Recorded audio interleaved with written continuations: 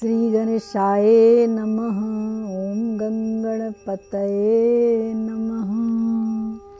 वक्रतुंड महाकाय सूर्यकोटि समप्रभा निर्विघ्नं कुरु मे देव सर्वकार्येषु सर्वदा। ओम या कुंदेन्दु तुषारहार धवला या शुभ्रवस्त्रावृता या वीणावरदण्डमण्डितकरा या श्वेतपद्मासना या ब्रह्माच्युतशङ्करा प्रभृतिभिः दैवैः सदा वन्दिता सा मां पातु सरस्वती भगवती निःशेषजाड्यापहा। वसुदेवसुतं देवं कंसं चारूरमर्दनं देवकी परमानन्दनं कृष्णं वन्दे जगद्गुरुम्। ओम क्लीं कृष्णाय वासुदेवाय हरे परमात्मने प्रणतक्लेशनाशाय श्रीगोविन्दाय नमो नमः। हे रामा पुरुषोत्तमा नरहरे नारायण केशवा माधवा गोविन्दा गरुड़ध्वजा गुणनिधे दामोदरा माधवा। हे कृष्ण कमलापते यदुपते सीतापते श्रीपते वैकुंठाधिपते चराचरपते लक्ष्मीपते पाहि माम्। आदौ राम तपोवनादिगमनं हत्वा मृगं काञ्चनं वैदेही हरणं जटायुमरणं सुग्रीवसम्भाषणं बालीनिर्दनं समुद्रतरणं लंकापुरी दाहनं पश्चात् रावणकुम्भकर्णं हननं चैतदी रामायणं लोकाभिरामं रणरङ्गधीरं राजीवनेत्रं रघुवंशनाथं कारुण्यरूपं करुणाकरं तं श्रीरामचन्द्रं शरणं प्रपद्ये। मनोजवं मारुततुल्यवेगं जितेन्द्रियं बुद्धिमतां वरिष्ठं वातात्मजं वानरयुथमुख्यं श्रीरामदूतं शरणं प्रपद्ये। बोलिए सियावर रामचंद्र भगवान की जय। श्री बालकृष्ण लाल की जय। श्री सद्गुरुदेव की जय। ओम नमः पार्वती पतये हर हर महादेव हर। श्री राम जय जय राम जय सिया राम जय जय हनुमान। मुकुंद माधव गोविंद बोल केशव माधव हरि हरि बोल। कर्पूर गौरम करुणावतारम संसार सारम भुजगेन्द्रहारम सदा वसंतम हृदयारविंदे भवं भवानीं सहितं नमामि।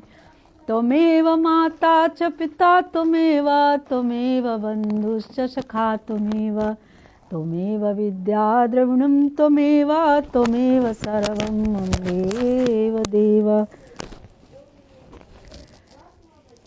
श्री भागवत महापुराण की जय। श्री सुखसुधा सागर की जय। श्री बाल व्यास जी की जय। श्री व्यास जी भगवान की जय। परीक्षित भगवान की। श्री सुखदेव जी की जय। सुखदेव जी भगवान की जय। राजा परीक्षित जी प्रश्न कर रहे हैं और उनको सुखदेव भगवान सुना रहे हैं। भगवान सुखदेव जो हैं व्यास जी के पुत्र हैं और वो बता रहे हैं उनको मैत्रेय जी किस तरह से विदुर जी को सुना रहे हैं। तो हम भागवत महापुराण के तृतीय स्कंद के 8वां अध्याय में प्रवेश करते हैं कि ब्रह्मा जी की उत्पत्ति कैसे हुई ये मैत्रेय जी विदुर जी को बताते हैं।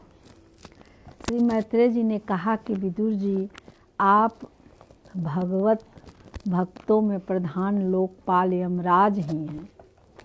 विदुर जी जो हैं वो यमराज हैं। आपके पुरु वंश में जन्म लेने के कारण वह वंश साधु पुरुषों के लिए भी सेव्य हो गया है। धन्य हैं आप। निरंतर पद पद पर श्री हरि की कीर्तिमयी माला को नित्य नूतन बना रहे हैं। अब मैं क्षुद्र विषय सुख की कामना से महान दुख को मोल लेने वाले पुरुषों की दुख निवृत्ति के लिए श्रीमद् भागवत पुराण प्रारंभ करता हूँ, जिसे स्वयं श्री संकर्षण भगवान ने सनकादि ऋषियों को सुनाया था। अखंड ज्ञान संपन्न आदि देव भगवान संकर्षण पाताल लोक में विराजमान थे। सनत कुमार आदि ऋषियों ने परम पुरुषोत्तम ब्रह्मा का तत्व जानने के लिए उनसे प्रश्न किया।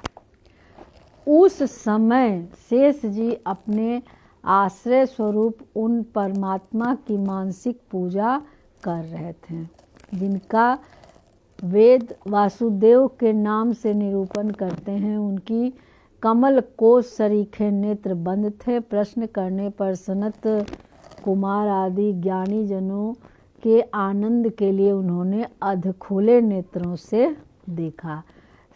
सनत कुमार आदि ऋषियों ने मंदाकिनी के जल से भीगे अपने जटा समूह से उनके चरणों की चौकी के रूप में स्थित कमल का स्पर्श किया, जिसकी नागराज कुमारियां अभिलाषित वर की प्राप्ति के लिए प्रेम पूर्वक अनेकों उपहार सामग्रियों से पूजा करती है।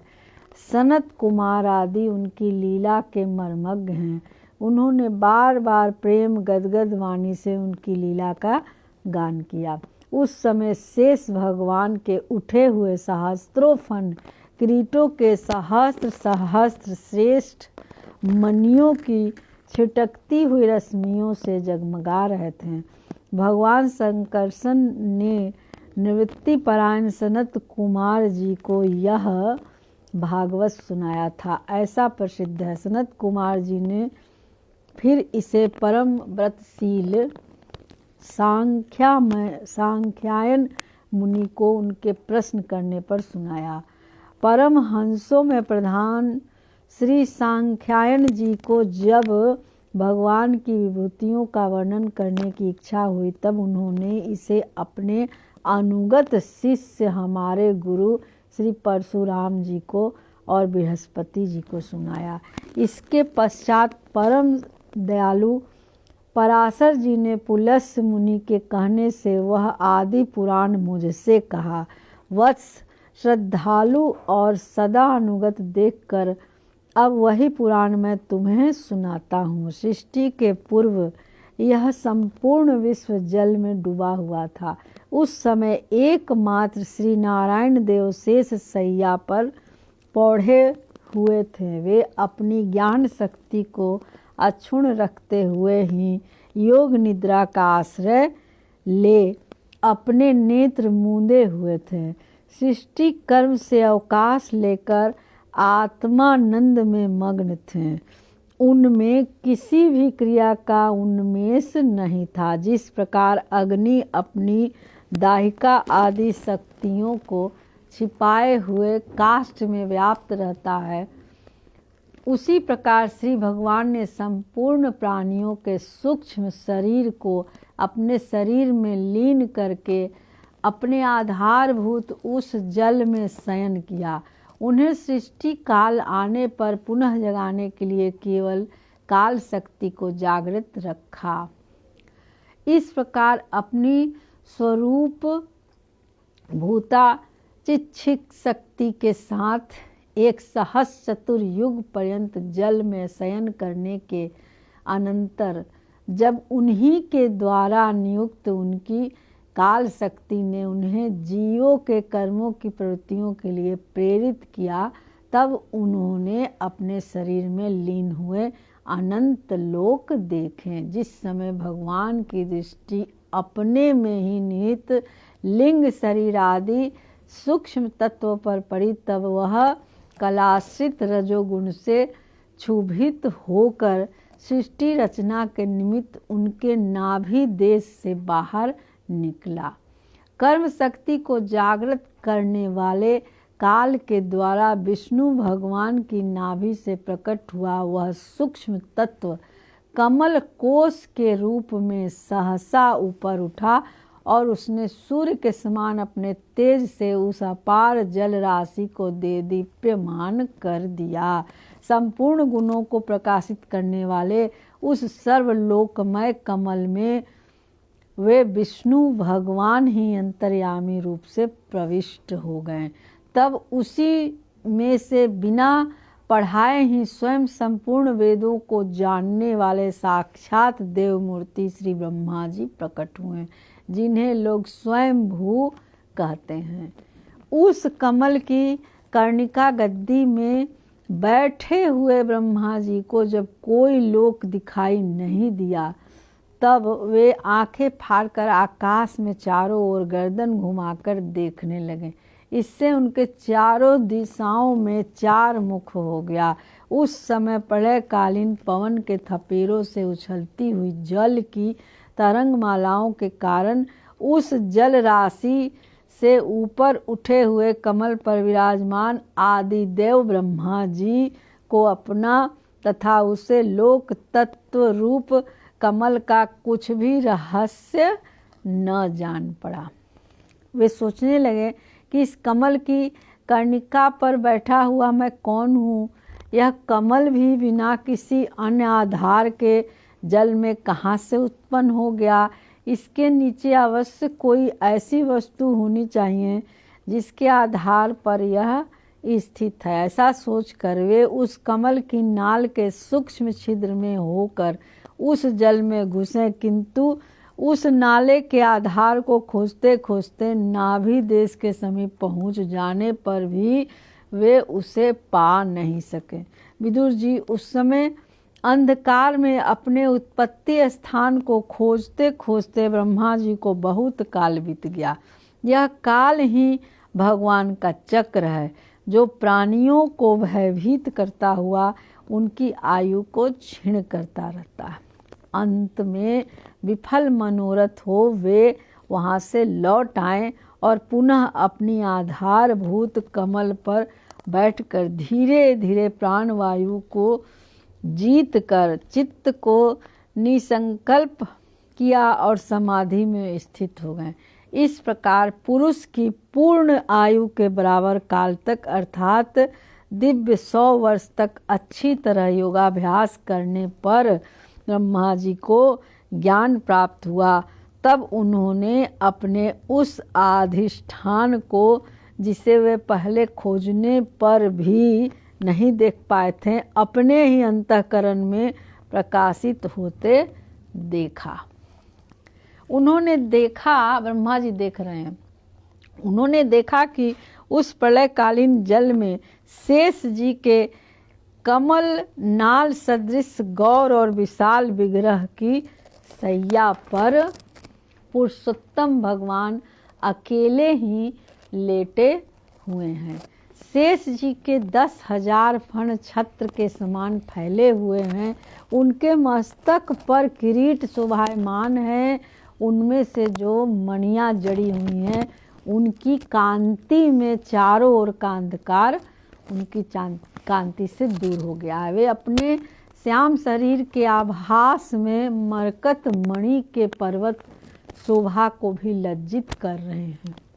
उनकी कमर का पतिपट पर्वत के प्रांत देश में छाए हुए सायंकाल के पीले पीले चमकीले मेघों को आभा को मलिन कर रही है।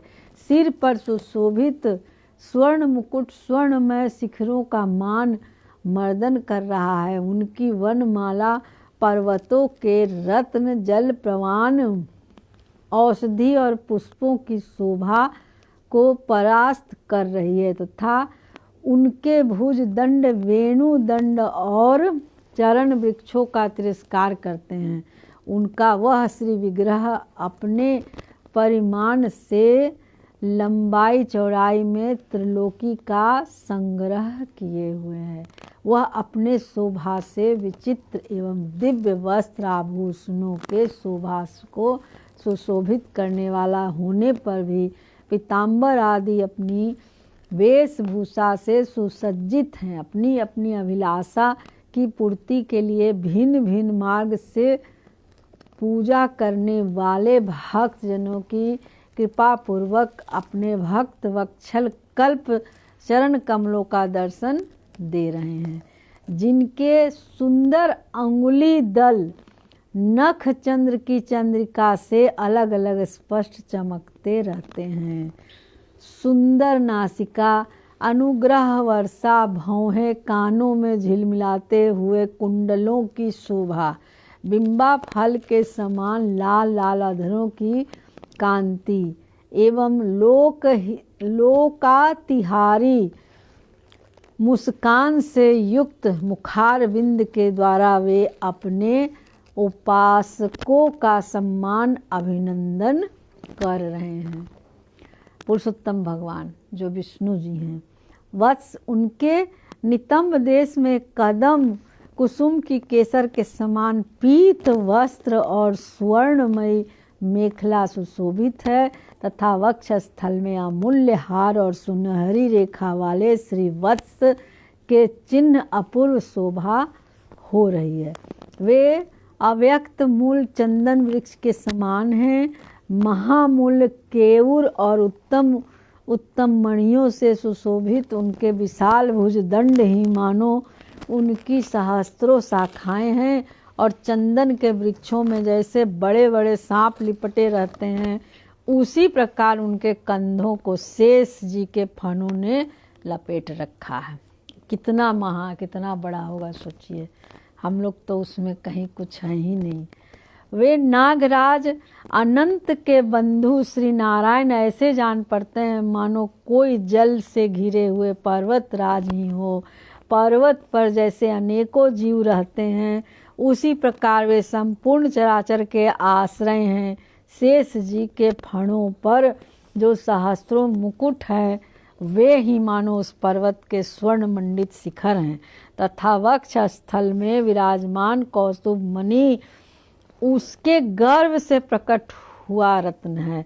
प्रभु के गले में वेद रूप भौरों से गुंजायमान अपनी कीर्तिमयी वनमाला विराज रही है। सूर्य, चंद्र, वायु और अग्नि आदि देवताओं की भी आप तक पहुँच नहीं है तथा त्रिभुवन में बेरोक टोक विचरण करने वाले सुदर्शन चक्रादि आयुध भी प्रभु के आसपास ही घूम रहे हैं।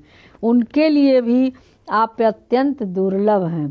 तब विश्व रचना की इच्छा वाले लोक विधाता ब्रह्मा जी ने भगवान के नाभि सरोवर से प्रकट हुआ वह कमल, जल, आकाश, वायु और अपना शरीर, केवल ये 5 ही पदार्थ देखें।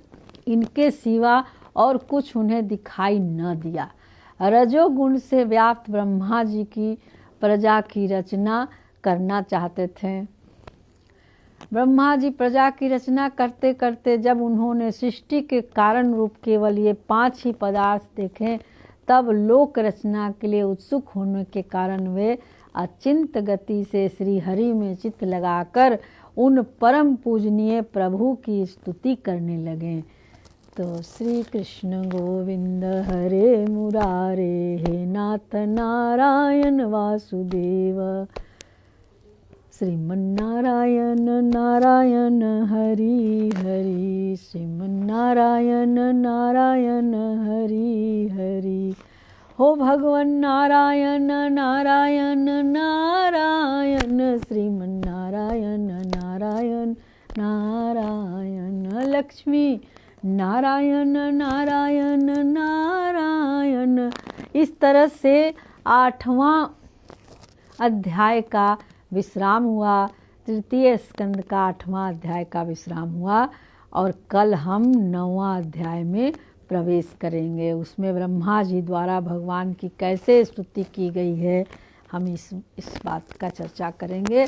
और इस तरह से 8वां अध्याय आज का विश्राम हुआ और ब्रह्मा जी स्तुति करेंगे।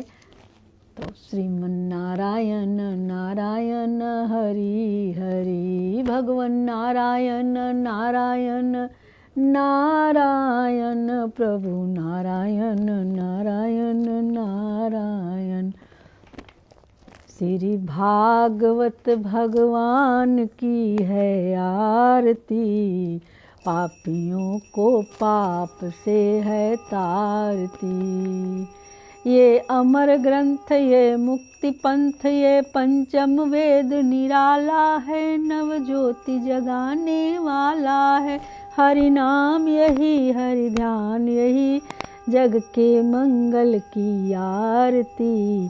पापियों को पाप से है तारती, श्री भागवत भगवान की है आरती। पापियों को पाप से है तारती। ये शांति गीत पावन पुनीत, पापों को मिटाने वाला है, हरि दर्श कराने वाला है। ये सुख करनी ये दुख हरनी, श्री मधुसूदन की आरती। पापियों को पाप से है तारती, श्री भागवत भगवान की है आरती। पापियों को पाप से है तारती। ये मधुर बोल भव पंथ खोल, सन्मार्ग दिखाने वाला है, बिगड़ी को बनाने वाला है। श्री राम यही घन श्याम यही, प्रभु की महिमा की आरती। पापियों को पाप से है तारती, श्री बांके बिहारी तेरी आरती गाऊं। आरती गाऊं प्रभु आपको रिझाऊं, श्री बांके बिहारी तेरी आरती गाऊं। मोर मुकुट तेरे शीस पे सोहे, प्यारी बंसी मेरो मन मोहे। या बंसी पे बलि बलि जाऊं, श्री बांके बिहारी तेरी आरती गाऊं। चरणों से निकली है गंगा प्यारी, जिसने सारी दुनिया तारी। उन चरणों में शीस झुकाऊं, श्री बांके बिहारी तेरी आरती गाऊं। व्यासनाथ के करुणादासी के नाथ आप हो, सुख दुख जीवन प्यारे साथ हो। निस दिन तेरा दर्शन पाऊं, श्री बांके बिहारी तेरी आरती गाऊं। श्री बांके बिहारी तेरी आरती गाऊं।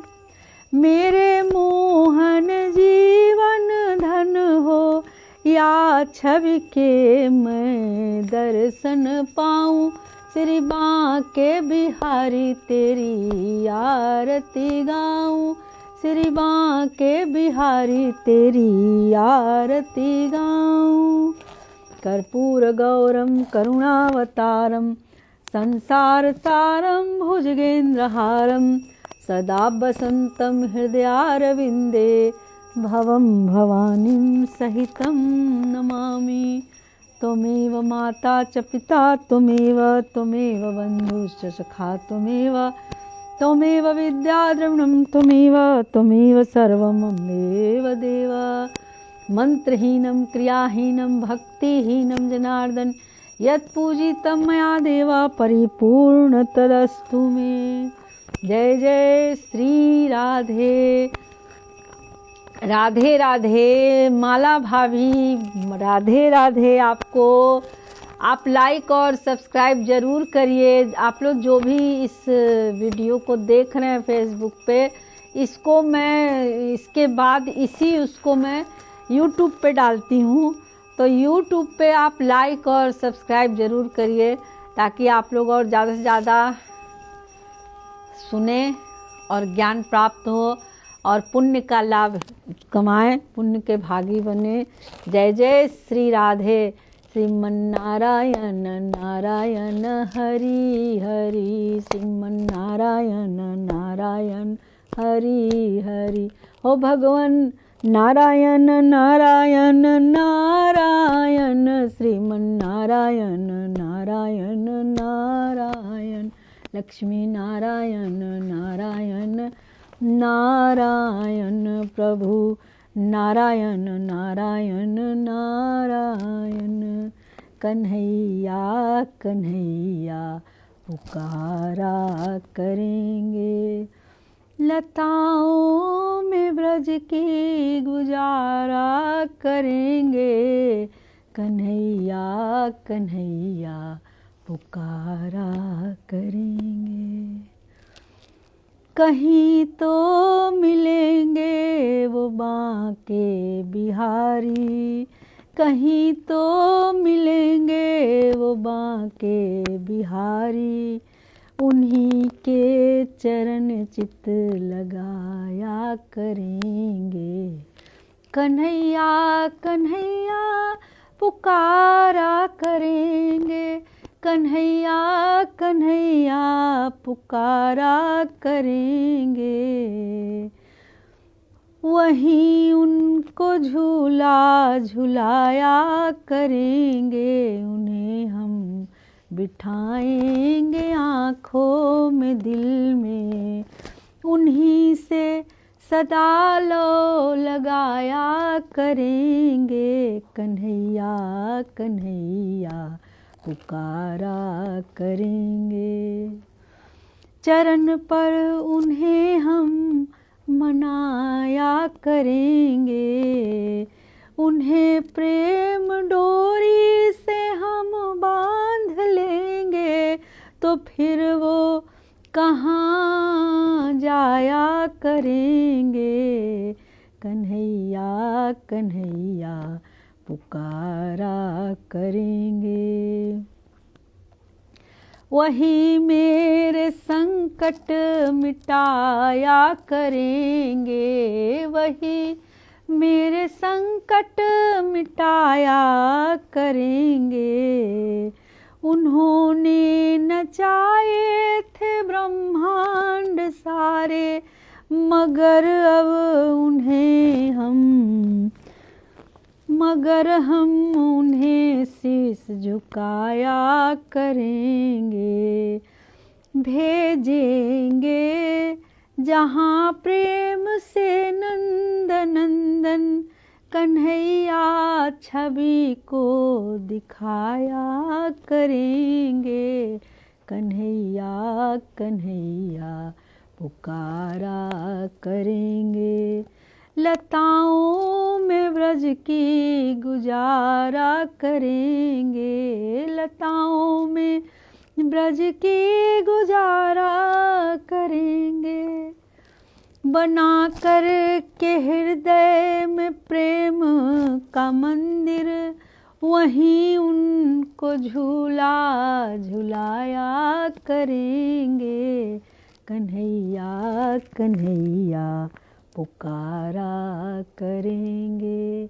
जय जय श्री राधे, जय जय श्री राधे श्याम। हर हर महादेव।